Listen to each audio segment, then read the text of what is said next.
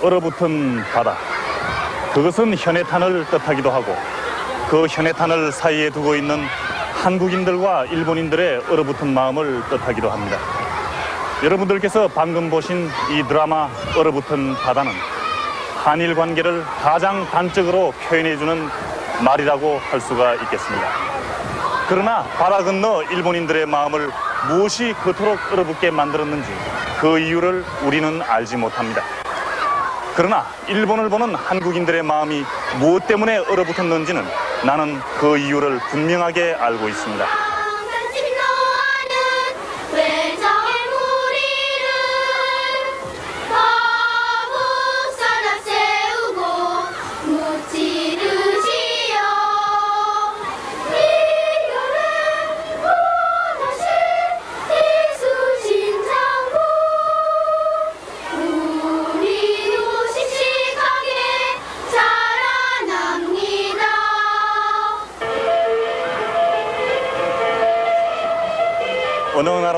どの国でもその国の心は子供たちの心に最もよく表現されます。韓国の子供たちが一番尊敬している人物が韓国を侵略した倭族、つまり日本軍を打ち破った李承信将軍であるという事実、これこそ韓国国民の今の日本観を最もよく物語っています。もちろんこれには歴史的なわけがあります。我が国は昔から日本に文化を伝え、日本はこれをもとに文化を花咲かせたんだね。しかし日本は機会あるたびにこの韓国を侵略してきた。例えば1592年、豊臣秀吉は15万の大軍で韓国に侵入。7年もの間韓国の人たちをいじめたんだ。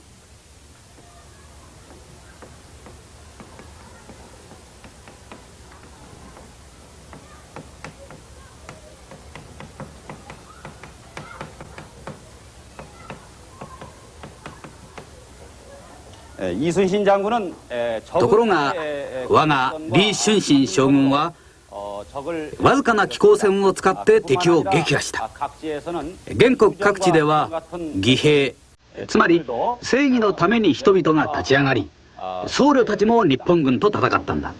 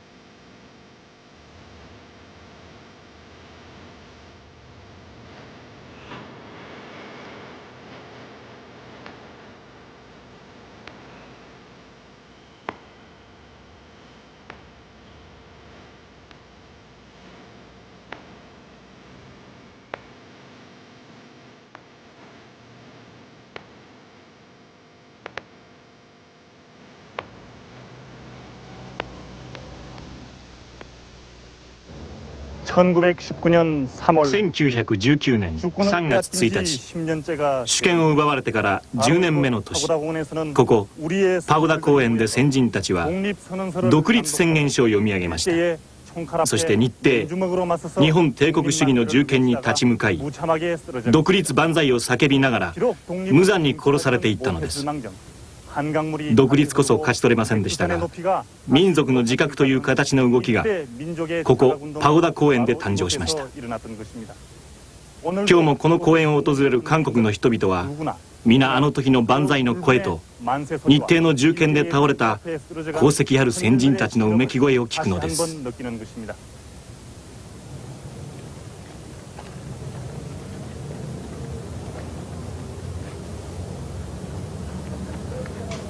일제 한국 침략은 한 40년 계속이 되고 日 있습니다. 程の韓国侵略は40年近くも続きました。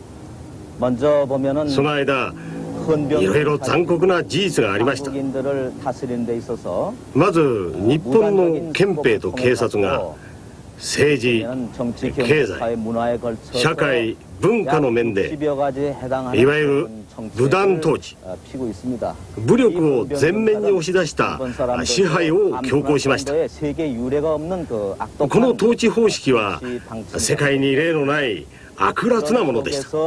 日本は土地調査事業を通じて全国土の 40% を占有したため、韓国人の怒りが爆発、 3.1 独立運動が起こったのです。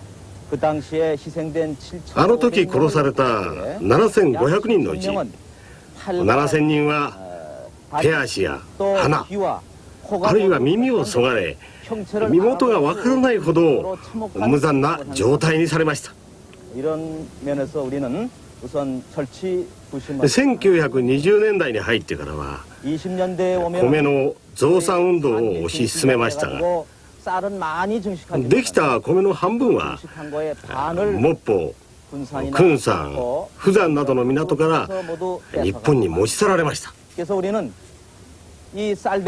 韓国の人々はその代わりに満州からの泡やキビで生きながらえるか、家電民、つまり山奥に入って食うや食わずの生活を余儀なくされてしまいました。 1930年代には韓国での侵略の基礎を固めた後、日本は世界的な侵略という野望を抱くようになりました。日本は韓国人たちを日本の鉱山などに動員したのですが、今日本に住んでいる同胞の 90% は当時強制動員された人、またはその子孫たちなんです。それでも今同胞たちは差別待遇を受けています。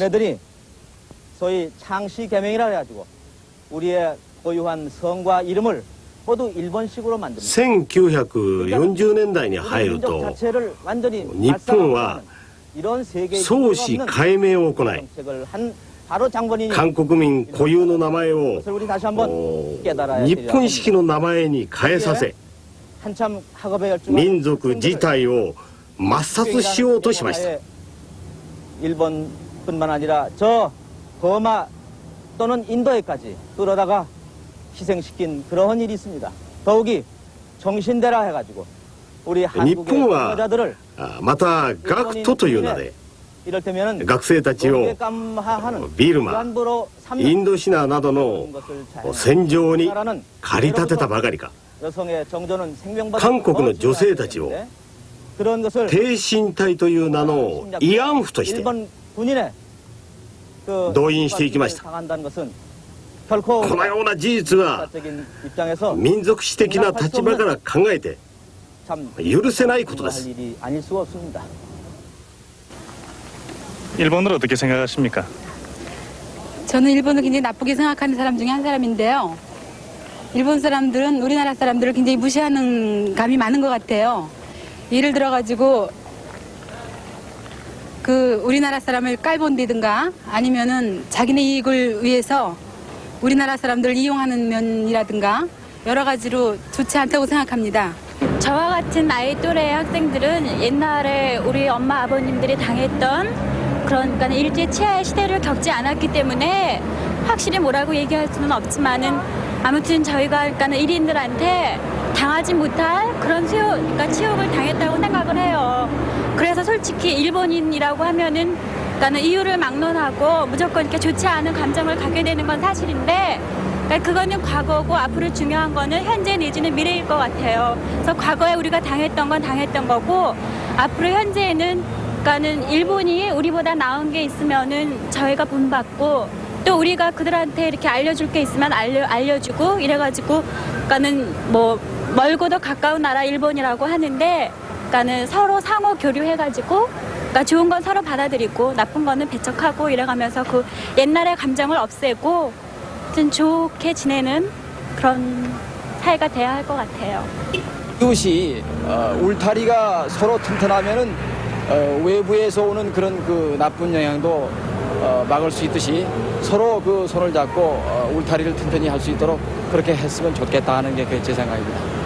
이제 이 사람들도 일본 사람들도 다시 깨야 합니다. 이제는 섬이라는 이것을 뚝 떠나서 어딘지 모르게 1등국이라는 이런 견제하에서 서로 나가줘야만이 이 동남이라든지 아시아 전체가 평화가 올 것이라고 나는 봅니다. 이런 승리를 버리지 않고 나간다면은 이거는 손각각 발각각 넘어지기 때문에 아무 희망이 없는 것입니다. 그러니까 상호간에 일치 협력해서 단결해가지고 서로 합해가지고 좋은 이미지를 날렸습니다. 결론적으로 한국민이 보는 일본은 아직도 가깝고도 먼 이웃이고 믿을 수 없는 이웃이라는 것입니다. 진정한 이웃이 되기 위해서는 먼저 그 이웃의 아픔을 알아야만 합니다. 그리고 그 아픔을 함께 나눌 줄 알아야 합니다. 한국의 아픔은 두 군데에 있습니다.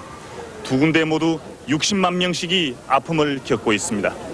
그 가운데 하나는 155마일 휴전선에 있습니다. 한국의 젊은이들은 한국과 일본 그리고 자유세계의 평화를 지키기 위해서 청춘의 3년간을 휴전선에서 보내야만 합니다. 나머지 하나는 일본, 바로 그곳에 있습니다. 그것은 일제 식민 통치가 남긴 슬픈 유산인 60만 제1동포들입니다. 이 두 가지 한국의 아픔을 일본이 이해하지 않는 한 한국과 일본의 관계는 영원히 가깝고도 먼 나라가 될 수밖에 없을 것입니다.